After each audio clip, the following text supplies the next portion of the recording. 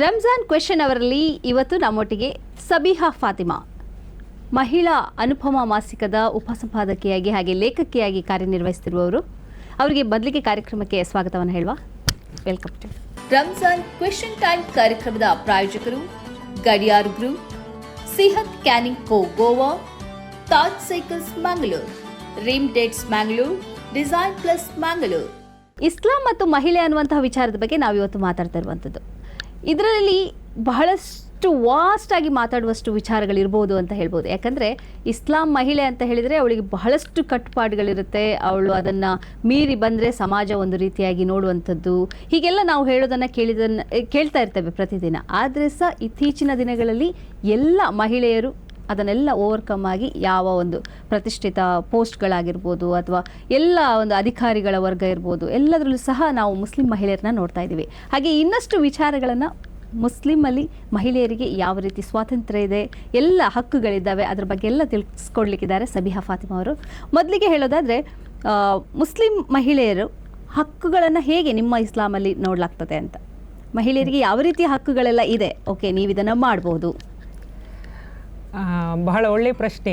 ಸಾಮಾನ್ಯವಾಗಿ ನೀವು ಈಗಾಗಲೇ ಹೇಳಿರುವಂತೆ ಇಸ್ಲಾಂ ಮತ್ತು ಮುಸ್ಲಿಮರ ಬಗ್ಗೆ ಪ್ರಸ್ತಾಪ ಆದ ಕೂಡಲೇ ಬರುವಂತಹ ಒಂದು ವಿಚಾರ, ಮುಸ್ಲಿಮರಲ್ಲಿ ಇಸ್ಲಾಮಿನಲ್ಲಿ ಮಹಿಳೆಯರು ಹೇಗೆ ಅಂತ, ಮಹಿಳೆಯರಿಗಿರುವ ಸ್ಥಾನಮಾನ ಏನು, ಅವರಿಗೇನು ಹಕ್ಕು ಇದೆ, ಹಕ್ಕು ಇದೆಯಾ ಎಂಬಂತಹ ಪ್ರಶ್ನೆ. ಇಸ್ಲಾಮಿನ ಪ್ರಕಾರ ಮಹಿಳೆ ಮತ್ತು ಪುರುಷ ದೇವನ ಸೃಷ್ಟಿಗಳು, ಒಂದೇ ರೀತಿ ಸೃಷ್ಟಿಯ ವಿಷಯದಲ್ಲಿ ಏನು ತಾರತಮ್ಯ ಇಲ್ಲ. ಮತ್ತು ಏನು ಅವರು ಕೆಲಸ ಮಾಡ್ತಾರ ಅದರ ಆಧಾರದ ಮೇಲೆ ಅವರಿಗೆ ಪುಣ್ಯ ಸಿಗುವಂಥದ್ದು. ಇದು ಪುರುಷರು ಮಾಡಿದರೆ ಹೆಚ್ಚು ಪುಣ್ಯ ಸಿಗ್ತದೆ, ಮಹಿಳೆಯರು ಮಾಡಿದರೆ ಕಡಿಮೆ, ಆ ರೀತಿ ಇಲ್ಲ. ಯಾರು ಒಳ್ಳೆಯ ಕರ್ಮಗಳನ್ನು ಮಾಡುತ್ತಾರೋ ಅದಕ್ಕೆ ಅನುಗುಣವಾದಂತಹ ಪ್ರತಿಫಲ ನಿಮಗೆ ನೀಡಲಾಗುತ್ತದೆ, ಅದು ಸ್ತ್ರೀಯರಾಗಿರ್ಲಿ ಪುರುಷರಾಗಿರ್ಲಿ ಅಂತೇಳಿ ಪವಿತ್ರ ಕುರಾನ್ ಬಹಳ ಸ್ಪಷ್ಟವಾಗಿ ಹೇಳುವಂಥದ್ದು. ಹಕ್ಕುಗಳ ಬಗ್ಗೆ ಮಾತನಾಡುವುದಿದ್ರೆ, ಯಾವ ಸಂದರ್ಭದಲ್ಲಿ ಪ್ರವಾದಿ ಮುಹಮ್ಮದ್ ಸಲ್ಲಲ್ಲಾಹು ಅಲೈಹಿ ವಸಲ್ಲಮರು 6ನೇ ಶತಮಾನದಲ್ಲಿ ಅರೇಬಿಯಾದಲ್ಲಿ ಜನಿಸಿದರೋ ಆ ಸಮಾಜ ಮತ್ತು ಈಗ ಪ್ರಸ್ತುತ ಇರುವಂತಹ ಸಮಾಜ ಮಹಿಳೆಯರ ಬಗ್ಗೆ ಸುರಕ್ಷಿತವಾದಂತಹ ವಾತಾವರಣ ಇರುವಂತಹದ್ದಲ್ಲ. ತಮಗೆ ಗೊತ್ತಿರುವಂತೆ ಅಲ್ಲಿ ಹೆಣ್ಣು ಮಕ್ಕಳಿಗೆ ಬದುಕುವ ಸ್ವಾತಂತ್ರ್ಯ ಇರಲಿಲ್ಲ. ಬದುಕುವ ಹಕ್ಕನ್ನು ನೀಡಿದಂತಹ ಧರ್ಮ ಇಸ್ಲಾಂ. ಮಹಿಳೆ, ಹೆಣ್ಣು ಮಗು ಅದು ಜೀವಂತ ಇರಬೇಕು ಮಾತ್ರ ಅಲ್ಲ, ಹಕ್ಕನ್ನು ಕೊಟ್ಟದ್ದು ಮಾತ್ರ ಅಲ್ಲ, ಬದುಕುವ ಹಕ್ಕನ್ನು ಕೊಟ್ಟದ್ದು ಮಾತ್ರ ಅಲ್ಲ, ಅದನ್ನು ಪ್ರೋತ್ಸಾಹಿಸಿದೆ. ಅವಳನ್ನು, ನಿಮಗೆ 3 ಹೆಣ್ಣು ಮಕ್ಕಳು ಜನಿಸಿ ಆ ಹೆಣ್ಣು ಮಕ್ಕಳನ್ನು ಒಳ್ಳೆಯ ರೀತಿಯಲ್ಲಿ ನೀವು ಪಾಲನೆ ಪೋಷಣೆ ಮಾಡಿದರೆ, ಅವರಿಗೆ ಒಳ್ಳೆಯ ಶಿಕ್ಷಣ ತರಬೇತಿ ನೀಡಿದರೆ, ಅವರಿಗೆ ಒಳ್ಳೆಯ ಸ್ಥಳದಲ್ಲಿ ನೀವು ವಿವಾಹ ಮಾಡಿಕೊಟ್ರೆ ಅದಕ್ಕೆ ನಿನಗೆ ಸ್ವರ್ಗವನ್ನು ಬದಲಿಯಾಗಿ ನೀಡಲಾಗ್ತದೆ ಅಂತ ಹೇಳಿ ಪುರುಷರನ್ನು ಪ್ರೋತ್ಸಾಹಿಸಲಾಗಿದೆ. ಆ ಕುಟುಂಬವನ್ನು ಆ ರೀತಿಯಲ್ಲಿ ಪ್ರೋತ್ಸಾಹಿಸಲಾಗಿದೆ. ಅಂದರೆ ಹೆಣ್ಣು ಮಕ್ಕಳು ಇರುವಂತಹದ್ದು ಅದು ಒಂದು ಅದೃಷ್ಟ ಎಂಬ ರೀತಿಯಲ್ಲಿ ಅದಕ್ಕೆ ಪ್ರೋತ್ಸಾಹ ಇದೆ. ಆದ ಕಾರಣಕ್ಕಾಗಿ ಹೆಚ್ಚಿನ ಇಸ್ಲಾಮನ್ನು ಸರಿಯಾಗಿ ಅರಿತಂತಹ ಎಲ್ಲ ಕುಟುಂಬಗಳಲ್ಲಿಯೂ ಹೆಣ್ಣು ಮಕ್ಕಳಿಗೆ ವಿಶೇಷವಾದಂತಹ ಸ್ಥಾನಮಾನವನ್ನು ನೀಡಲಾಗ್ತದೆ. ಅದೇ ರೀತಿಯಲ್ಲಿ ಅವಳು ಮಗಳಾಗಿ, ತಾಯಿಯಾಗಿ, ಸಹೋದರಿಯಾಗಿ, ಪತ್ನಿಯಾಗಿ ಯಾವೆಲ್ಲ ಪಾತ್ರವನ್ನು ಅವಳು ವಹಿಸುತ್ತಾಳೋ ಅಲ್ಲೆಲ್ಲ ಅವಳಿಗೆ ಸೂಕ್ತವಾದಂತಹ ಹಕ್ಕು ಮತ್ತು ಸ್ಥಾನಮಾನವನ್ನು ಇಸ್ಲಾಂ ನೀಡುತ್ತದೆ. ವಿಶೇಷವಾಗಿ ಅವಳಿಗೆ ಆರ್ಥಿಕವಾದಂತಹ ಹೊಣೆಗಾರಿಕೆ ಇಲ್ಲ, ಮಾತ್ರ ಅವಳಿಗೆ ಸಂಪತ್ತನ್ನು ಹೊಂದುವಂತಹ ಹಕ್ಕು ಇದೆ. ಅದೇ ರೀತಿಯಲ್ಲಿ ಉದ್ಯೋಗ ಮಾಡುವಂತಹ ಹಕ್ಕು ಇದೆ. ಅವಳಿಗೆ ಶಿಕ್ಷಣವನ್ನು ಗಳಿಸುವಂತಹ, ವಿಶೇಷವಾಗಿ ಶಿಕ್ಷಣವನ್ನು ಗಳಿಸುವಂತಹ ಹಕ್ಕು ಇದೆ. ಅದು ಪುರುಷರಿಗೆ ಮತ್ತು ಸ್ತ್ರೀಯರಿಗೆ ಕಡ್ಡಾಯ ಅಂತ ಹೇಳಿ ಇಸ್ಲಾಂ ಹೇಳುತ್ತದೆ. ಈ ರೀತಿಯಲ್ಲಿ ವಿವಿಧ ಹಕ್ಕುಗಳನ್ನು, ವಾರಿಸು ಸೊತ್ತಿನಲ್ಲಿ ಹಕ್ಕು ಇದೆ, ವಿಶೇಷವಾಗಿ ಅದನ್ನು ಪ್ರಸ್ತಾಪಿಸಲೇಬೇಕು. ಯಾಕೆಂತ ಹೇಳಿದ್ರೆ 9ನೇ ಶತಮಾನದಲ್ಲಿ ಫಾತಿಮಾ ಫೆಹ್ರಿ ಅಂತ ಹೇಳಿ ಒಬ್ಬ ಟ್ಯುನೀಷಿಯನ್ ಮಹಿಳೆ ಇದ್ರು. ಅವರು ತಮಗೆ ಸಿಕ್ಕಿದಂತಹ ವಾರಿಸು ಸೊತ್ತಿನ ಹಣದಿಂದ ಮೊರಕ್ಕೋದಲ್ಲಿ ಒಂದು ಯೂನಿವರ್ಸಿಟಿಯನ್ನು ಸ್ಥಾಪಿಸ್ತಾರೆ. ಆ ಕಾಲದಲ್ಲಿ ಅದು ಒಂದು ಮಸೀದಿ ಮತ್ತು ಒಂದು ಯೂನಿವರ್ಸಿಟಿಯನ್ನು, ಆ ಎಲ್ಲ ಹಕ್ಕುಗಳು ಅವಳಿಗೆ ಇದೆ. ಆ ಹಕ್ಕು ಮತ್ತು ಸ್ವಾತಂತ್ರ್ಯವನ್ನು ಉಪಯೋಗಿಸಿಕೊಂಡು ಅಂದಿನ ಮಹಿಳೆಯರು ಅಷ್ಟೆಲ್ಲ ಸಾಧನೆಯನ್ನು ಮಾಡಿದ್ದರು. ಇಂದು ಕೂಡ ನೀವು ಈಗಾಗಲೇ ಹೇಳಿರುವಂತೆ ಬಹಳಷ್ಟು ಕ್ಷೇತ್ರಗಳಲ್ಲಿ ಹೆಣ್ಣು ಮಕ್ಕಳು ಮಿಂಚ್ತಾ ಇದ್ದಾರೆ. ಬದಲಾವಣೆ ಜಗತ್ತಿನ ನಿಯಮ, ಎಲ್ಲರೂ ಬದಲಾಗ್ತಾರೆ, ಅಡ್ವಾನ್ಸ್ಡ್ ಅಂತ ನಾವು ಹೇಳ್ತೀವಿ. ಸೊ ಹಾಗೆಯೇ ನಿಮ್ಮಲ್ಲಿ ಈಗ ಸಹ ಕೆಲವೊಂದು ಕುಟುಂಬಗಳು ರಿಸ್ಟ್ರಿಕ್ಟ್ ಮಾಡಿಯೇ ಮಾಡ್ತಾರೆ. ಹೆಣ್ಮಕ್ಳಿಗೆ ಇವನು ಶಿಕ್ಷಣಕ್ಕೂ ಸಹ ರಿಸ್ಟ್ರಿಕ್ಟ್ ಮಾಡ್ತಾರೆ. ಸಾಕು ನೀವು ಓದಿದ್ದು, ಇವನ್ನು ಮೆಚೂರ್ ಆದ ತಕ್ಷಣವೇ ಅಥವಾ ಒಂದು 10th ಆದ ತಕ್ಷಣವೇ ಮದುವೆ ಮಾಡಿಸುವಂತಹ ನಿದರ್ಶನಗಳು ಈಗಲೂ ಕಂಡು ಬರ್ತವೆ ನಿಮ್ಮ ಒಂದು ಇದರಲ್ಲಿ. ಸೊ ಅದರ ಬಗ್ಗೆ ಏನು ಹೇಳ್ತೀರಾ? ಹೆಣ್ಣು ಮಕ್ಕಳ ಶಿಕ್ಷಣಕ್ಕೆ ಬಹಳ ಒತ್ತು ಕೊಟ್ಟಂತಹ ಧರ್ಮ ಇಸ್ಲಾಂ. ಪ್ರವಾದಿ ಮುಹಮ್ಮದ್ ಸಲ್ಲಲ್ಲಾಹು ಅಲೈಹಿ ವಸಲ್ಲಮರ ಪತ್ನಿ ಹಜರತ್ ಆಯಿಷಾ ಬಹಳ ಸಣ್ಣ ಪ್ರಾಯಕ್ಕೆ ಪ್ರವಾದಿಯವರನ್ನು ಮದುವೆಯಾಗಿ ಬಂದವರು.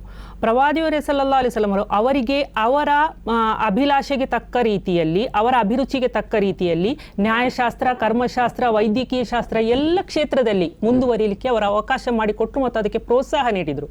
ಎಲ್ಲಿಯವರೆಗೆ ಅಂತ ಹೇಳಿದರೆ, ಪುರುಷರಾದಂತಹ ಪ್ರವಾದಿಯವರ ಅನುಯಾಯಿಗಳು ಕೂಡ ಅವರೊಂದಿಗೆ ವಾರಿಸು ನಿಯಮದ ಕುರಿತು, ಅದು ಸ್ವಲ್ಪ ಟಫ್ ಆದಂತಹ ಸಬ್ಜೆಕ್ಟ್, ಅದರ ನಿಯಮಗಳ ಕುರಿತು ಕಲೀಲಿಕ್ಕೆ ಬರ್ತಾ ಇದ್ರು ಅಂತ ಹೇಳಿ ಅಷ್ಟರ ಮಟ್ಟಿಗೆ ಶಿಕ್ಷಣವನ್ನು ಗಳಿಸಲಿಕ್ಕೆ ಅಲ್ಲಿ ಅವಳಿಗೆ ಹಕ್ಕು ಇದೆ ಮತ್ತು ಸ್ವಾತಂತ್ರ್ಯ ಇದೆ.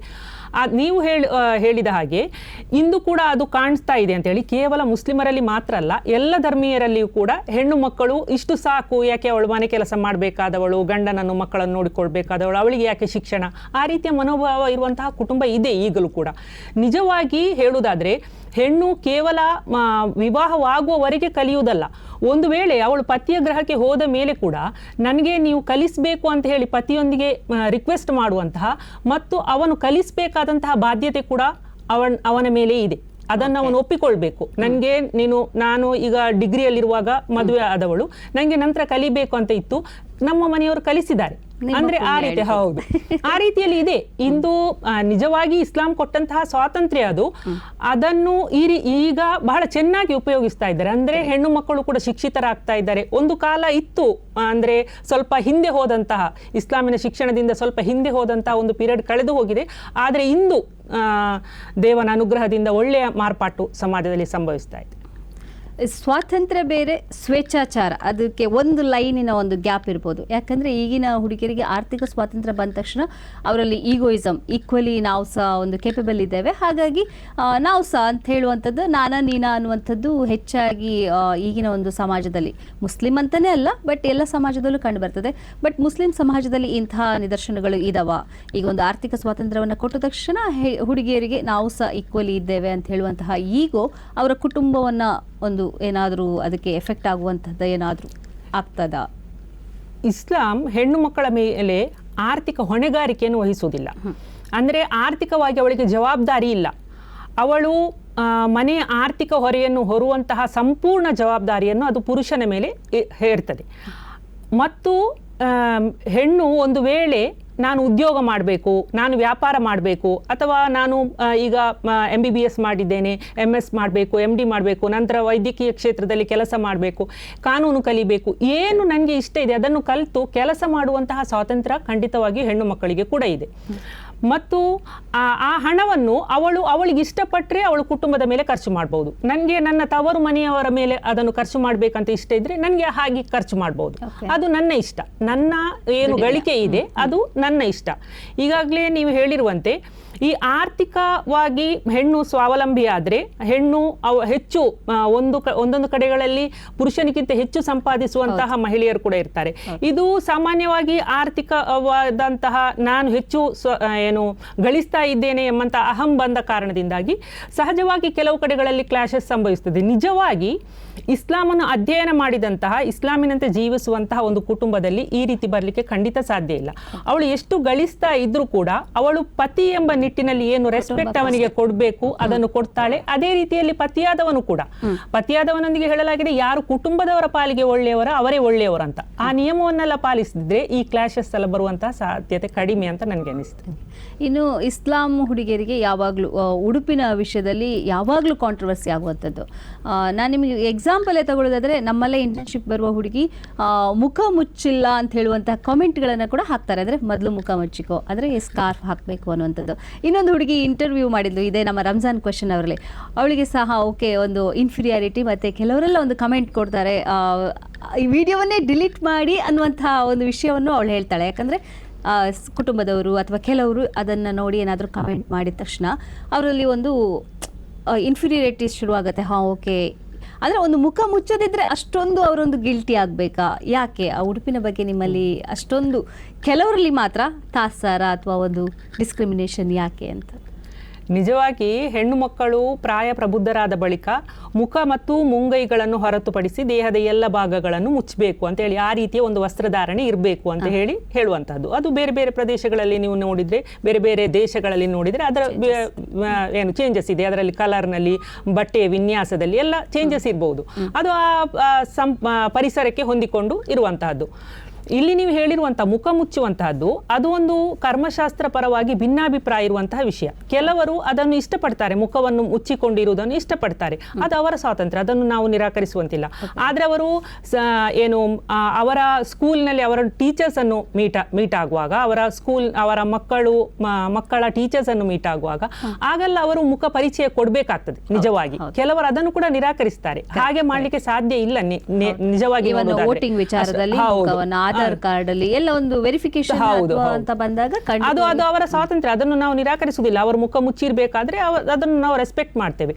ಆದ್ರೆ ಅದರ ಹೆಸರಿನಲ್ಲಿ ಹೀಗಳಿಯುವಂತಹದ್ದು, ಅದಕ್ಕಾಗಿ ನಿನ್ನ ಪೋಸ್ಟ್ ಅನ್ನು ತೆಗೆದು ಹಾಕು ಅಂತ ಹೇಳುವಂತಹದ್ದು, ಇದನ್ನು ನಾನು ಕೂಡ ಅನುಭವಿಸಿದ್ದೇನೆ. ಅಂದ್ರೆ ನೀವು ಹೇಳುವಂತಹ ವಿಚಾರ ಒಳ್ಳೇದಿದೆ, ಆದ್ರೆ ನೀವು ಮುಖ ಮುಚ್ಚಿಕೊಂಡಿರ್ಬೇಕಿತ್ತು ಅಂತ. ಅದು ಹಾಗೆ ಹೇಳುವಂಥದ್ದು. ಮುಖ ಅಂತ ಹೇಳಿದ್ರೆ ನಾವು ಏನು ಎಕ್ಸ್ಪ್ರೆಸ್ ಮಾಡ್ತಾ ಇದ್ದೇವೆ, ನಾವು ಯಾವ ವಿಷಯವನ್ನು ಹೇಳ್ತಾ ಇದ್ದೇವೆ, ಅದನ್ನು ನಮ್ಮ ಮುಖ ನೋಡಿ ನೀವು ಅರ್ಥ ಮಾಡಿಕೊಳ್ಬೇಕಾಗ್ತದೆ. ಕೇವಲ ಕಣ್ಣನ್ನು ಮಾತ್ರ ತೆರೆದಿದ್ರೆ ಅದು ಅಷ್ಟು ಚೆನ್ನಾಗಿ ಅದನ್ನು ಗೊತ್ತು ಮಾಡಲಿಕ್ಕೆ ಸಾಧ್ಯ ಆಗುದಿಲ್ಲ. ಮತ್ತೊಂದು ವಿಷಯ ಏನಂತ ಹೇಳಿದ್ರೆ, ಇದು ನಮ್ಮ ಅಭಿವ್ಯಕ್ತಿ ಸ್ವಾತಂತ್ರ್ಯ, ಅದನ್ನು ಯಾರು ಕೂಡ ನಿರಾಕರಿಸಲಿಕ್ಕೆ ಸಾಧ್ಯ ಇಲ್ಲ. ಅದು ನಮ್ಮ ಹಕ್ಕು, ನಮಗೆ ನಮ್ಮ ವಿಚಾರವನ್ನು ಹೊರಗೆ ಇಡುವಂತಹದ್ದು. ಮತ್ತು ಈ ರೀತಿಯಲ್ಲಿ ನಾವು ಏನು ಇಸ್ಲಾಂ ನಮಗೆ ಹೇಳಿಕೊಟ್ಟಿದೆಯೋ ಆ ವಸ್ತ್ರಧಾರಣೆಯೊಂದಿಗೆ ನಾವಿದ್ದೇವೆ. ಅದರ ವಿಷಯದಲ್ಲಿ ನಮಗೆ 100% ನಾವು ಸೆಕ್ಯೂರ್ ಆಗಿದ್ದೇವೆ ಮತ್ತು ನಾವು ಸರಿ ಇದ್ದೇವೆ ಅಂತ ಹೇಳಿ ಕೂಡ ನಮಗೆ ಭಾಸ ಆಗ್ತದೆ. ಕರೆಕ್ಟ್. ಇನ್ನು ಇಸ್ಲಾಂ ಕೌಟುಂಬಿಕ ಹಿಂಸಾಚಾರಗಳು ಮನೆಯೊಳಗೆ ನಡೀತದೆ, ಅದು ಹೊರಗಡೆ ಕಾಣಿಸ್ಕೊಳ್ಳೋದೇ ಇಲ್ಲ, ತುಂಬ ಹೆಣ್ಮಕ್ಳು ಒಳಗಿಂದ ಒಳಗೆ ಸಫರ್ ಆಗ್ತಾರೆ ಅನ್ನುವಂಥ ವಿಚಾರಗಳು ಕೂಡ ಸಮಾಜದಲ್ಲಿ ಕೇಳಿಬರ್ತದೆ. ಸೊ ಹಾಗಾಗಿ ನಿಮ್ಮ ಕೌಟುಂಬಿಕ ಮನೆಯೊಳಗೆ ಹೆಂಗಸರು ಅಥವಾ ಹುಡುಗಿಯರು ಅಥವಾ ಮಹಿಳೆಯರು ಅನುಭವಿಸುವಂತಹ ಹಿಂಸಾಚಾರಗಳ ಬಗ್ಗೆ ಹೇಳೋದಾದ್ರೆ, ಮಾನಸಿಕವಾಗಿರ್ಬೋದು, ದೈಹಿಕವಾಗಿರ್ಬೋದು, ಹೆಣ್ಣು ಎಲ್ಲಿ ಕೂಡ ಹಿಂಸೆಯಿಂದ ಹೊರಗೆ ಉಳಿದಿಲ್ಲ. ಎಲ್ಲ ಧರ್ಮದಲ್ಲಿಯೂ ಕೂಡ, ಎಲ್ಲ ಪ್ರದೇಶಗಳಲ್ಲಿ ಕೂಡ, ಅದು ಏನು ಕಾಲಾತೀತವಾದಂತಹ, ಸಮಯಾತೀತವಾದಂತಹ, ಏನು ಕಂಟ್ರಿಗಳ ಬೌಂಡ್ರಿ ಇಲ್ಲದಂತಹ ಒಂದು ವಿಷಯ ಎಲ್ಲ ಕಡೆಗಳಲ್ಲಿ ಕೂಡ ಒಂದಲ್ಲ. ಈಗಾಗಲೇ ನೋಡಿದ್ದೀರಿ ನೀವು ಎಪ್ಸ್ಟೀನ್ ಫೈಲ್ಸ್ ಅಲ್ಲಿ ಏನೆಲ್ಲ ಹೊರ ಬಂದಿದೆ ಅಂತ ಹೇಳಿ. ಹೆಣ್ಣು ಮಕ್ಕಳು ಸದಾ ದೌರ್ಜನ್ಯಕ್ಕೆ ಒಳಗಾಗ್ತಾ ಇರ್ತಾಳೆ.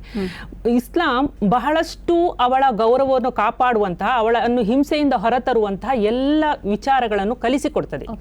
ಪ್ರಥಮವಾಗಿ ಕುಟುಂಬದಲ್ಲಿ ಪುರುಷನೊಂದಿಗೆ ಆದೇಶಿಸಿರುವಂತಹದ್ದು, ನೀನು ನಿಮ್ಮ ಮನೆಯವರೊಂದಿಗೆ, ನಿನ್ನ ಪತ್ನಿಯೊಂದಿಗೆ, ನಿನ್ನ ಮಕ್ಕಳೊಂದಿಗೆ ಅತ್ಯುತ್ತಮ ರೀತಿಯಲ್ಲಿ ವ್ಯವಹರಿಸಬೇಕು. ಪತ್ನಿಯೊಂದಿಗೆ ಉತ್ತಮ ರೀತಿಯಲ್ಲಿ ವ್ಯವಹರಿಸುವವನೇ ನಿಮ್ಮ ಪೈಕಿ ಅತ್ಯುತ್ತಮರು ಅಂತ ಹೇಳಿ ಪ್ರವಾದಿ ಮುಹಮ್ಮದ್ ಸಲ್ಲಲ್ಲಾಹು ಅಲೈಹಿ ವಸಲ್ಲಂ ಅವರ ವಚನ ಇದೆ. ಮತ್ತು ಒಂದು ವೇಳೆ ಹೆಣ್ಣು ಮಗಳಿಗೆ, ಅವಳಿಗೆ ಆ ಮನೆಯ ವಾತಾವರಣ ಚೆನ್ನಾಗಿಲ್ಲ, ಅವಳಿಗೆ ತುಂಬಾ ಸಫೋಕೇಶನ್ ಆಗ್ತಾ ಇದೆ, ಕಷ್ಟ ಆಗ್ತಾ ಇದೆ, ಆ ಪತಿ ಒಂದು ಎಕ್ಸ್ಟ್ರೀಮ್ ಇದೆ, ಅದರಲ್ಲಿ ಆಗುದಿಲ್ಲ ಅಂತ ಆದ್ರೆ ಅದರಿಂದ ಹೊರಗೆ ಬರುವ ಅವಕಾಶವನ್ನು ಕೂಡ ಇಸ್ಲಾಂ ನೀಡ್ತದೆ. ಈಗ ನಿಜವಾಗಿ ಸಾಮಾನ್ಯವಾಗಿ ಹೇಳುವಾಗ ಇಸ್ಲಾಮಿನಲ್ಲಿ ಪುರುಷನಿಗೆ ತಲಾಕ್ನ ವ್ಯವಸ್ಥೆ ಇದೆ, ಅವನು ಬೇಕಾದಾಗ ವಿಚ್ಛೇದನ ಕೊಡಬಹುದು ಅಂತ ಹೇಳಿ. ಬೇಕಾದಾಗ ವಿಚ್ಛೇದನ ಕೊಡುವಂತ ವಿಷಯ ಅಲ್ಲ ಅದು. ಮತ್ತು ಹೆಣ್ಣು ಮಗಳಿಗೆ ಕೂಡ, ನನಗೆ ನಿನ್ನೊಂದಿಗೆ ಜೀವಿಸಲಿಕ್ಕೆ ಇಷ್ಟ ಇಲ್ಲ, ನೀನು ನನಗೆ ತಲಾಕ್ ನೀಡಬೇಕು ಅಂತ ಹೇಳಿ ಪಡೆಯುವಂತಹ ಅವಕಾಶ ಕೂಡ ಇಸ್ಲಾಂ ನೀಡ್ತದೆ. ಆದುದರಿಂದ ಅಷ್ಟು ಹಿಂಸೆಯನ್ನು ಸಹಿಸಿಕೊಂಡು, ಅಷ್ಟು ದೌರ್ಜನ್ಯವನ್ನು ಸಹಿಸಿಕೊಂಡು, ನನ್ನ ಪಾಲಿಗೂ ಉತ್ತಮ ವ್ಯಕ್ತಿ ಇಲ್ಲ, ನನ್ನ ಮಕ್ಕಳ ಪಾಲಿಗೂ ಉತ್ತಮ ತಂದೆ ಇಲ್ಲ, ಅಂತಹ ಒಂದು ವ್ಯಕ್ತಿಯೊಂದಿಗೆ ಜೀವಿಸಬೇಕಾದಂತಹ ಅಗತ್ಯ ಇಲ್ಲ. ಅವಳಿಗೆ ಮಾತಾಡ್ಬೋದು, ಅವಳಿಗೆ ಏನು ಅದನ್ನು ವಿರೋಧಿಸುವಂತಹ ಹಕ್ಕು ಇದೆ. ಯಾವಾಗಲೂ ಕೂಡ ಹೆಣ್ಣು ಮಕ್ಕಳನ್ನು ಆ ರೀತಿಯಲ್ಲಿ ದಬ್ಬಾಳಿಕೆ ಮಾಡಿಕೊಂಡು, ಅವಳನ್ನು ಶೋಷಣೆ ಮಾಡಿಕೊಂಡು ಇರಬಹುದು, ಇವಳಿಗೆ ಏನು ಮಾತಾಡುವಂತಹ ರೈಟ್ಸ್ ಇಲ್ಲ ಅಂತ ಖಂಡಿತವಾಗಿ ಇದು ಇಸ್ಲಾಮಿಗೆ ವಿರುದ್ಧವಾದಂತಹ ನಿಲುವಾಗಿದೆ. ಮನುಷ್ಯತ್ವಕ್ಕೆ, ಮಾನವೀಯತೆಗೆ ವಿರುದ್ಧವಾದಂತಹ ನಿಲುವಾಗಿದೆ. ಇವತ್ತಿನ ಒಂದು ಇಸ್ಲಾಂ ಮತ್ತು ಮಹಿಳೆಯ ವಿಚಾರದಲ್ಲಿ ಬಹಳ ಒಳ್ಳೆಯ ವಿಚಾರಗಳನ್ನು ನಾವು ಡಿಸ್ಕಸ್ ಮಾಡಿದ್ವಿ ಅನ್ನುವಂತಹ ಅನಿಸಿಕೆ ನನ್ನದು. ಮುಂದಿನ ಎಪಿಸೋಡ್ನಲ್ಲಿ ಇನ್ನೊಂದು ಅತಿಥಿಯೊಂದಿಗೆ ಇನ್ನೊಂದು ಹೊಸ ವಿಚಾರವನ್ನು ಇಟ್ಕೊಂಡು ನಿಮ್ಮ ಮುಂದೆ ಬರ್ತಾ ಇದ್ದೀವಿ. ನೋಡ್ತಾ ಇರಿ ಸನ್ಮಾರ್ಗ news. Your brand deserves more attention, more leads, more growth. From powerful digital marketing that drives results to smart software solutions that streamlines your business and high quality printing that makes your brand stand out. Tundeja Publicity.